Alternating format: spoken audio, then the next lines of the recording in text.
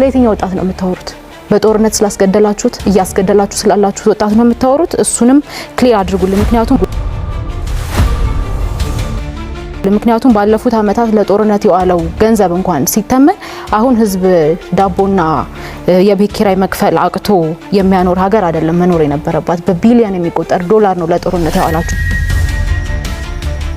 የዛሬ ማክሰኞ ሰኔ 25 ቀን 2016 ዓመተ ምህረት የአሻም 7 ዜናዎች ይህንን ይመስሉ ነበር። ስለተከታተላችሁን አመሰገንን።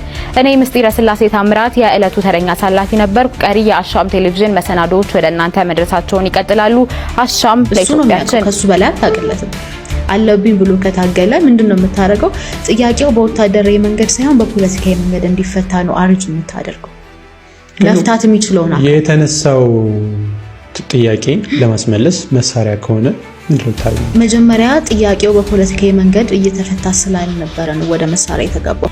ይሄ ህዝብ ተስፋ ቆርጧል በፓርቲ ፖለቲካ። ፓርቲ የሚባል ነገር መስማት አይፈልግም።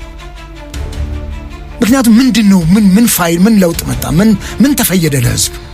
ህዝቡ አሳይመንት ተሰጥቷል በገዢው ፓርቲ የዕለት ጉርሱን ለመሸፈን እንዲዳክር የውር ድንብሩን እየሄደ ስለ ኑሮው ስለ ችግሩ እንዲያስብ ትልቅ መርግ ነው የተጫነበት ህዝቡ እንጂ የፖለቲካ ለውጥ መጥቶ እንዲያውም አሁን ህዝቡ እንደየእምነቱ ለፈጣሪ ሰተነዋል።